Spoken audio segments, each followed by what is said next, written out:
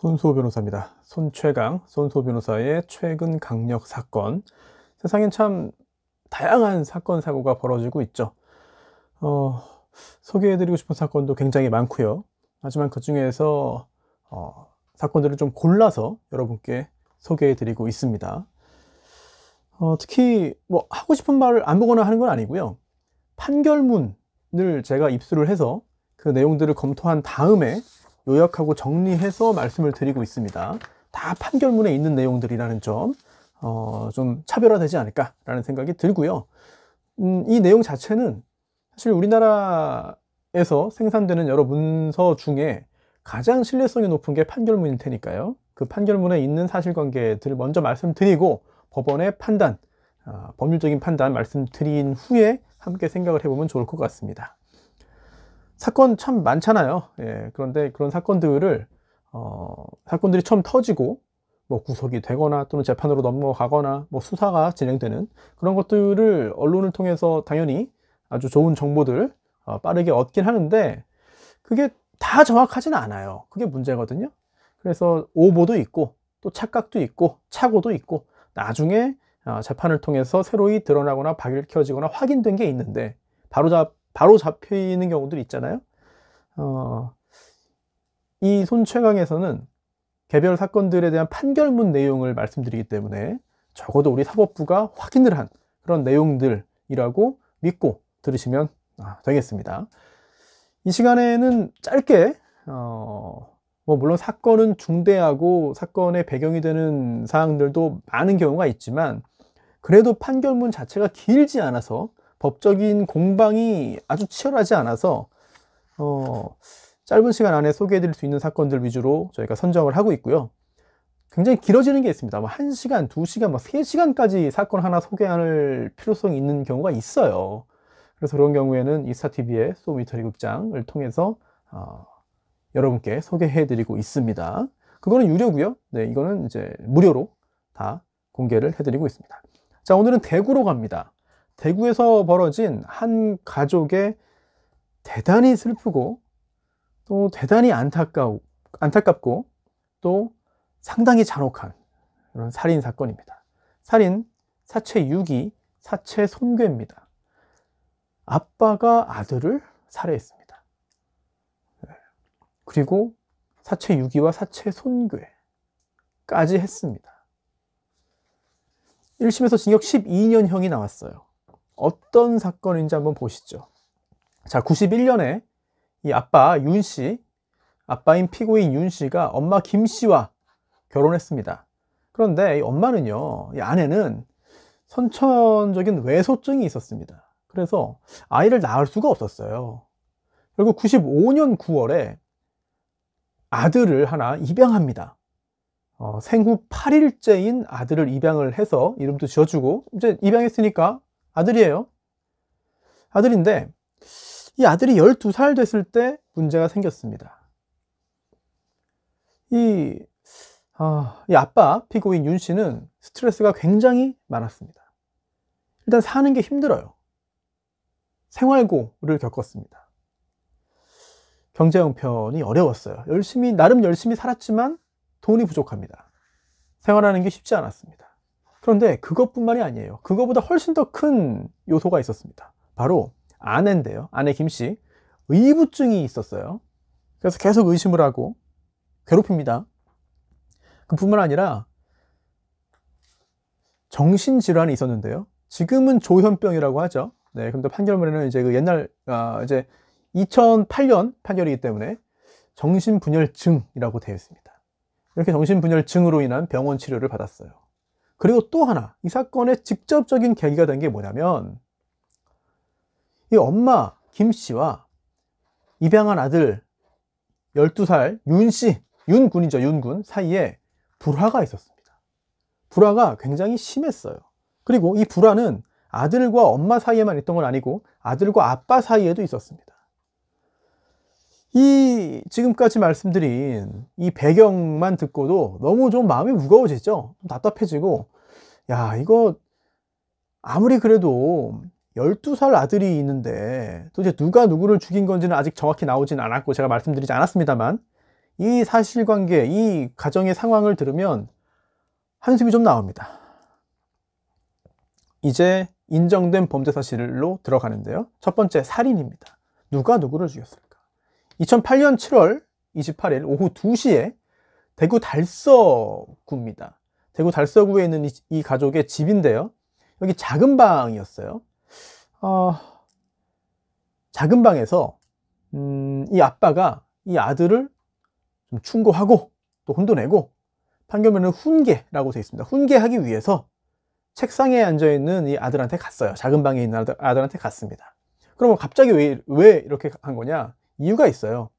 평소에 이 아들을, 왜냐면 엄마는 상황이 저렇고 아빠는 또 돈 잘 벌진 못하지만 밖에 나서 또 돈도 벌어와야 되고 얼마나 어려워요.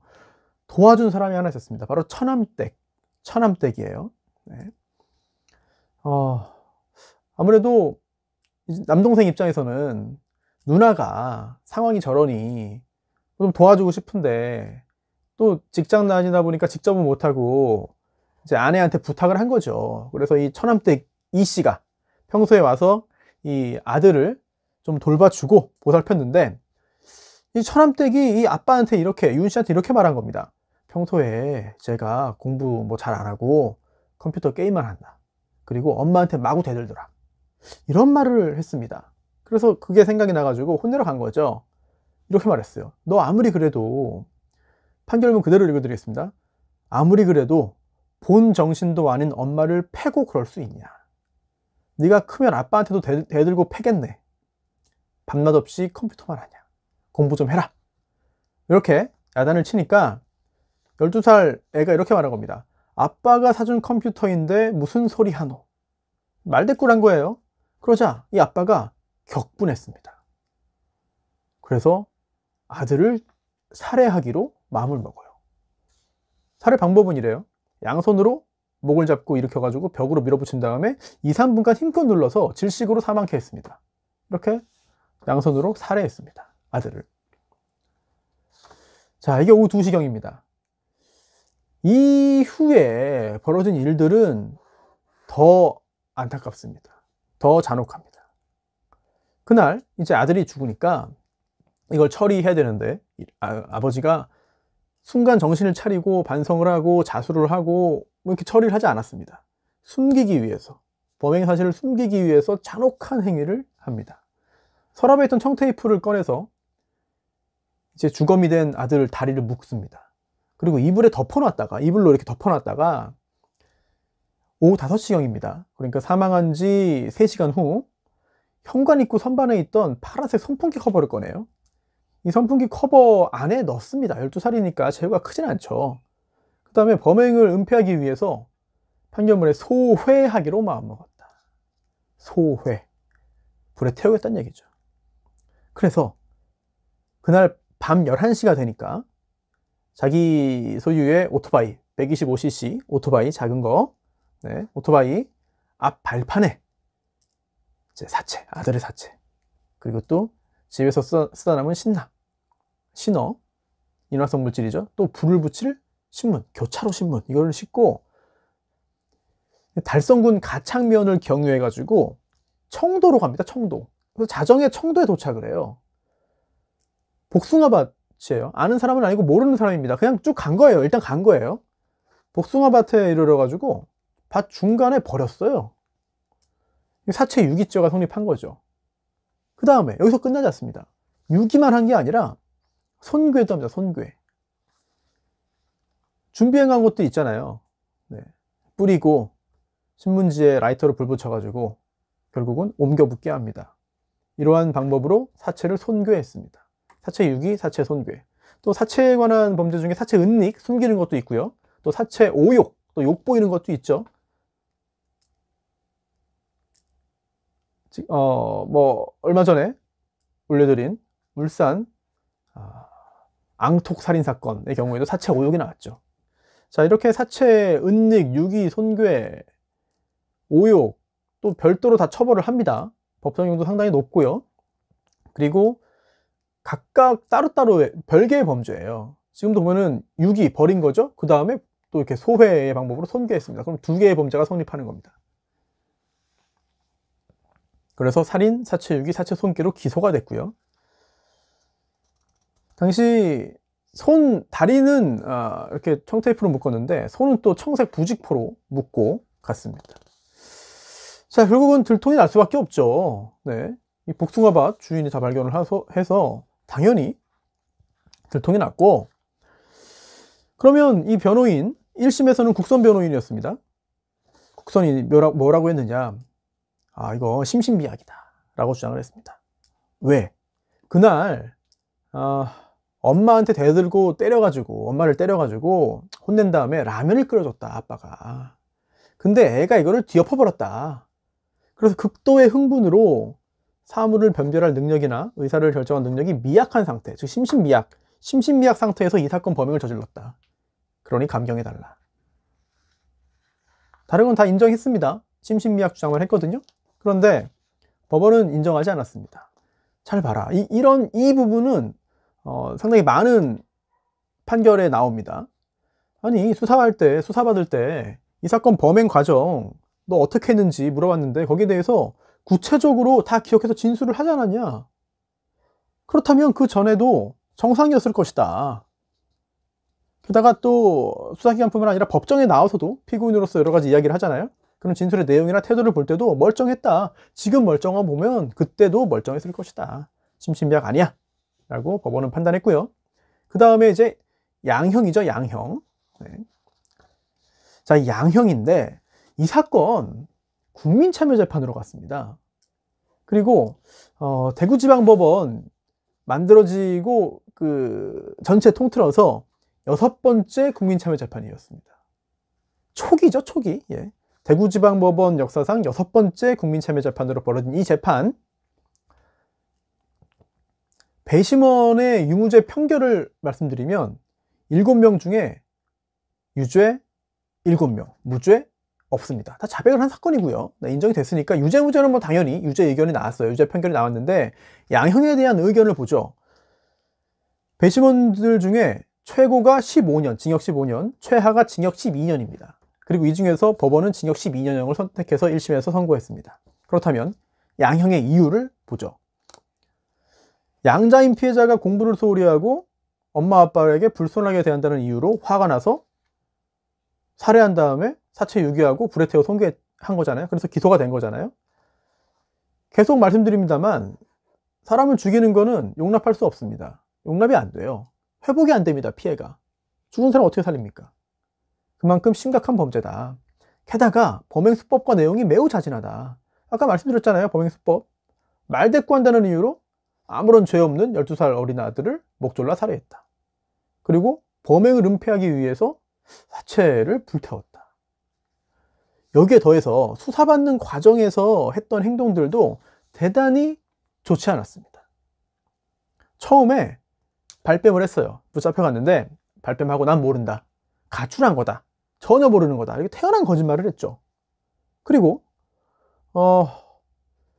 일종의 쇼를 합니다. 일종의 쇼를 하는데 이런 경우가 간혹 있죠. 간혹 있는데 정신질환자인 것처럼 행동을 합니다. 이게 그 집에서 안타까운 일이지만 아내가 장기간 조현병, 정신분열증을 앓고 있었기 때문에 보면 아는 거예요. 그래서인지는 몰라도 마치 자기가 정신질환자인 것처럼 거짓 행동을 합니다. 그럼 구체적으로 어떤 거짓 행동을 했느냐? 갑자기 발작을 일으킨 거예요. 가짜 발작이죠. 가짜로 수사받다가 발작 일으키고 의식이 없는 것처럼 행동을 하고 일종의 쇼를 한 거죠. 그리고 이 사망한 아들에게 책임을 전가하는 태도까지 보입니다.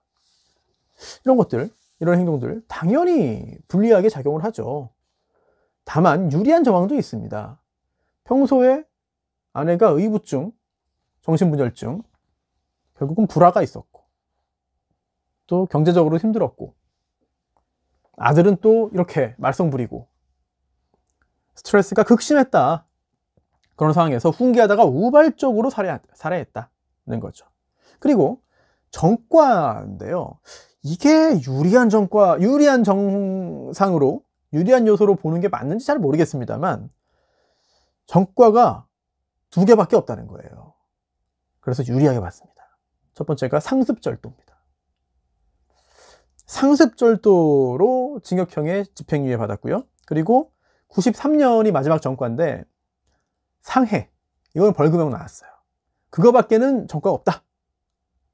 일반적인 기준에서 보는 것과 좀 다르죠. 네, 법원에서 판단할 때는. 아니, 이거는 살인이고 굉장히 중한 무서운 범죄를 저질렀는데, 그거 관련해서 양형 판단할 때는 그래, 상습절도 상해 이것도 범죄지만 이 정도의 질은 아니지 않느냐, 이런 관점에서 본 겁니다. 그리고 그동안 이제 처자식을 부양하고 나름대로 열심히 살아왔다, 이걸 종합해 볼 때 징역 12년 타당하다 라고 1심 판결 내려졌습니다. 물론 우리나라 국민참여재판의 특성, 제도상 이 배심원의 판결은 그냥 존중만 하면 됩니다. 배심원이 유죄라고 했다고 해서 법원이 유죄로 하는 건 아니고요. 양형도 역시 마찬가지죠. 그런데 이 사건은 징역 12년, 배심원의 양형에 대한 의견은 최고가 15년, 최하가 12년이었는데 이 최하와 같은 형량이 선고됐고요. 여기에 대해서 이 아빠 윤씨 피고인이 항소했습니다. 항소심 갔는데 이때 2심에서는 또 국선 변호사가 아니에요. 네. 사선 변호인이 또 이제 선임돼 가지고 일을 했는데요. 2009년에 2심 판결이 나왔습니다. 항소가 기각됐습니다. 항소의 내용이 뭐냐?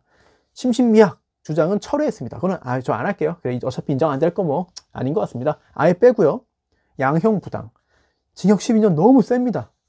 너무 무겁습니다. 부당합니다. 라는 주장만 했는데요. 2심 그렇지 않다, 타당하다 라고 봤습니다.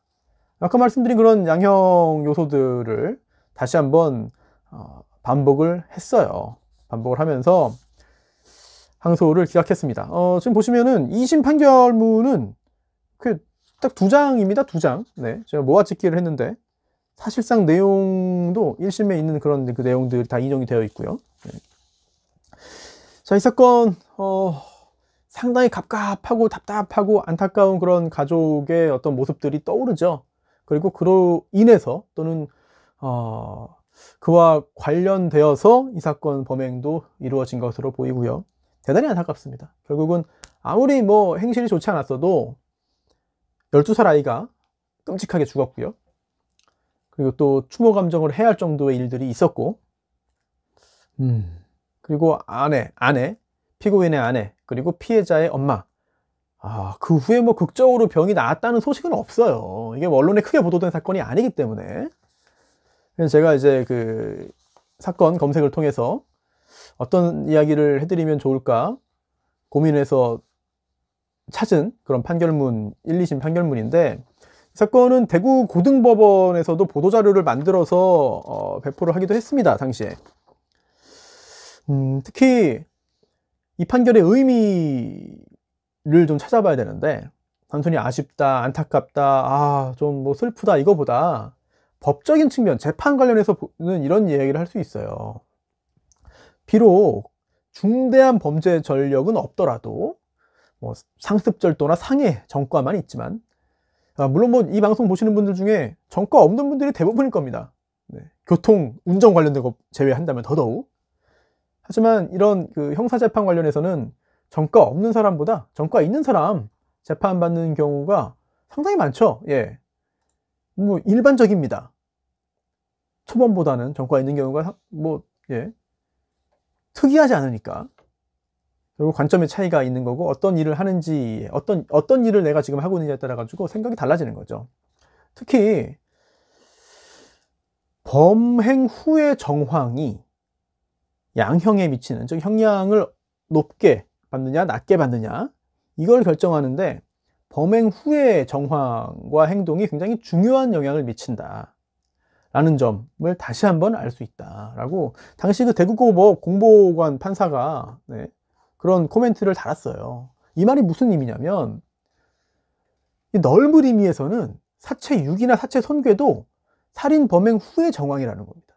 즉 법적으로 볼 때 우리 형법에 사체 그 유기죄도 있고 사체 손괴죄도 있고 따로 있어요. 그래서 별개 살인 후에 범죄를 2개를 더 범한 거기 때문에 이거는 이제 경합범이죠. 그래서 이거를 우리 법이 정하고 있는 그런 경합범 가중에 의해서, 즉 살인 가장 무거운 살인죄의 범한 거에 경합범 가중을 하는, 장기 2분의 1까지 가중을 하는 그런 그 절차를 밟는 건데, 그와 별개로 양형에 있어서도 영향을 준다는 거죠. 즉 이렇게 살인도 중한 범죄인데 그 후에 사체를 유기하고 손괴를 했다? 이거는 넓은 의미에서 살인범죄 후의 정황이 대단히 좋지 않다. 그리고 양형에 얼마나 실제로 큰 영향을 미치는 것인지를 보여주는 사례다. 이런 코멘트를 대구고등법원 공보관 판사가 직접 하기도 했습니다. 그래서 이 사건, 대구에서 벌어진 안타까운 이 일가족의 사건, 범죄를 용서받기는 어렵죠. 그리고 죽은 사람이 돌아오지도 않습니다. 다만 그와 별개로 굉장히 힘든 상황에 있었을 것이다 라는 짐작을 할 수 있죠. 상상을 해볼 수 있죠. 물론 그렇다고 해서 살인이 정당화되거나 또는 이 살인범에게 어떤 그 강한 동정을 갖거나 이런 건 아닙니다. 다만 굉장히 좀 마음이 좀 무거워지고 좀 안타까운 생각이 드는 것만은 사실인 것 같습니다. 자, 오늘 손변의 최근 강력 사건, 아주 최근 사건은 아닙니다. 네. 2008년에 벌어진 이 사건 함께 알아봤고요. 이 정도 길이로 한 15분에서 20분 정도로 실제 벌어진 사건을 판결문을 가지고 소개하고 법적인 판단의 어떤 그 흐름, 그리고 왜 그런 판단이 나는지에 대한 논의 함께 할 수 있는 시간을 계속 좀 가져보겠습니다.